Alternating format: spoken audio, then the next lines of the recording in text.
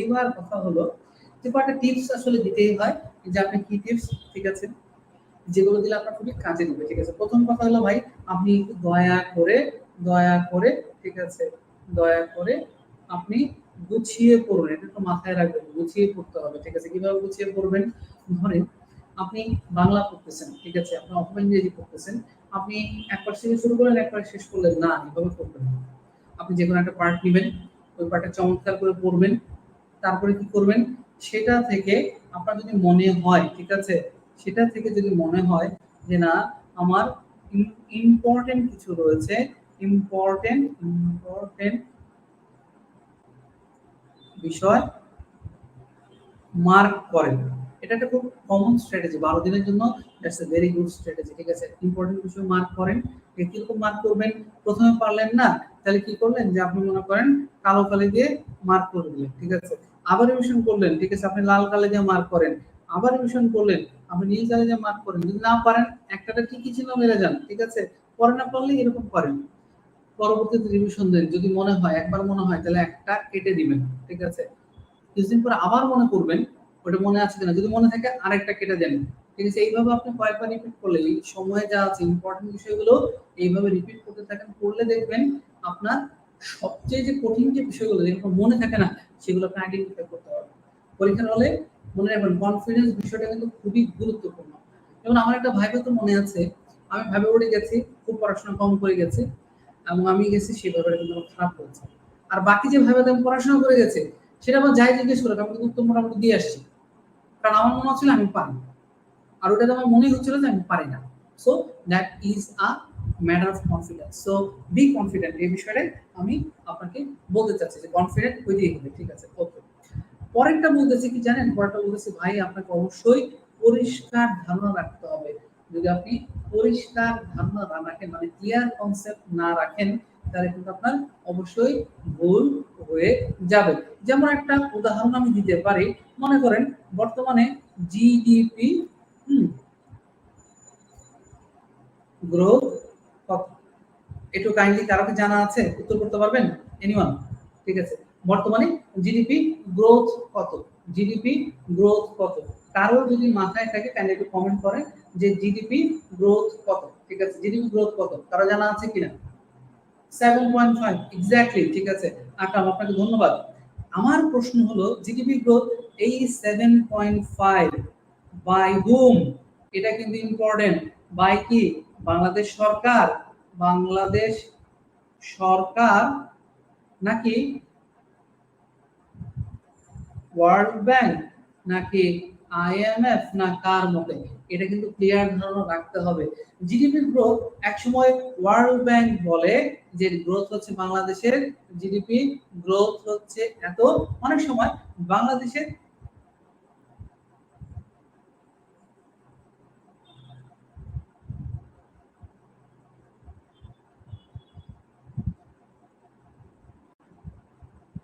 চাকরিটা লিখলাম, আমার লেখা দরকার নাই, ঠিক আছে। এই 7.5 জিডিপি গ্রোথ, জিডিপি গ্রোথ, হ্যাঁ, গ্রোথ হলো কত? 7.5 বলেছেন, অন্য কোনো সমস্যা নাই। আপনাকে জানতে হবে এটা কি সরকার বলেছে, এটা কি ডব্লিউএম বলেছে নাকি আইএমএফ বলেছে, ঠিক আছে। অথবা যদি সরকার এটা বলে থাকে ওকে ঠিক মানলাম, ঠিক আছে। যদি এবার আইএমএফ বা ডব্লিউ ব্যাংক কত বলেছে, ওয়ার্ল্ড ব্যাংক কত বলেছে, সেটাও আপনি পাশে একটু নোট নিয়ে রাখেন। কারণ পরীক্ষার হলে গেলে আমার সারা জীবন এই বিষয়গুলো নিয়ে প্রচন্ড, আহনাফ বলেছেন কিন্তু 7 পয়েন্ট কত 10, ঠিক আছে। দেখেন দুইজন কিন্তু এখানেই কিন্তু কন্ট্রাডিক্ট করে ফেললো, তাই না? সো বি ক্লিয়ার, একদম স্পেসিফিক এন্ড বি ক্লিয়ার। যেটা ইম্পর্টেন্ট সেটা আপনি জানেন, যেটা ইম্পর্টেন্ট নয় সেটা নিয়ে আপনার খুব একটা মাথা ঘামানোর প্রয়োজন নাই। বাট মনে রাখবেন যেটা জানবেন সেটা যেন একদম ক্লিয়ার জানা হয়ে থাকে। যদি ক্লিয়ার না জানেন পরীক্ষা হলে আপনি 100% ঝামেলায় পড়বেন, ঠিক আছে।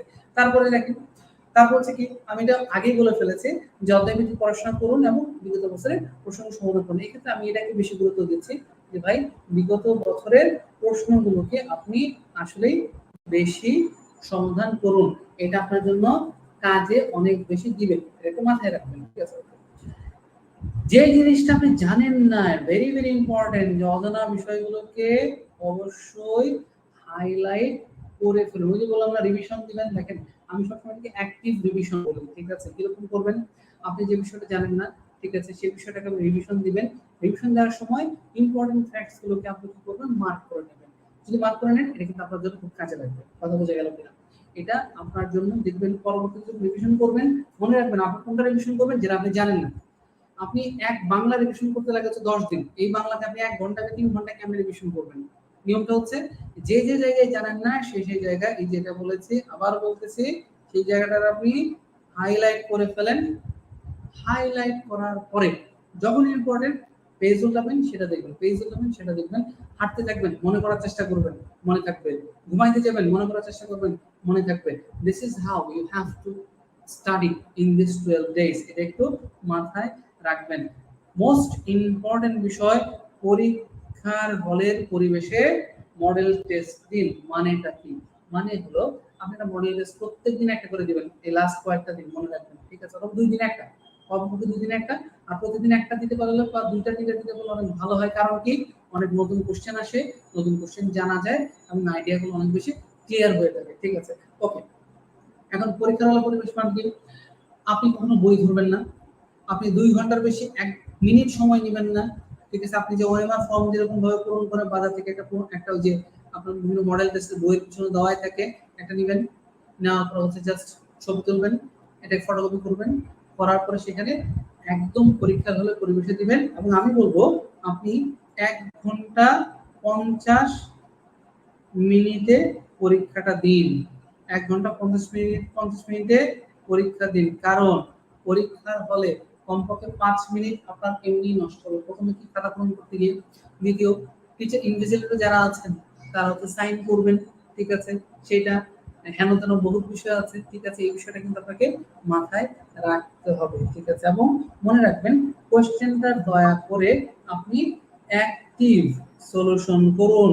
কোশ্চেনের অ্যাক্টিভ সলিউশন করুন, অর্থাৎ যেটা ভুল হচ্ছে সেটা উত্তরটা আপনি জেনে নেবেন। এবং প্রতিদিন কমপক্ষে হাইলাইটেড বিষয়গুলো রিভিশন করেন, এটা আপনার খুব কাজে দিবে, পরীক্ষার হলে কনফিউশন ক্লিয়ার করবে। দেখেন, এরপরে আমি আরেকটা বিষয় একটু বলতে চাই, ঠিক আছে? ওকে, যেটা আসলে একটু আগে বলতে চেয়েছিলাম, যে অ্যাক্টিভ কোশ্চেন তো সলিউশন করবেনই, এটাও দিবেন, কোনো অসুবিধা নাই।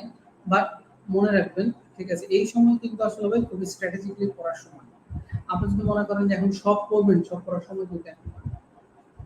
যা জানেন সেটাই আগে ভালো করে জানেন।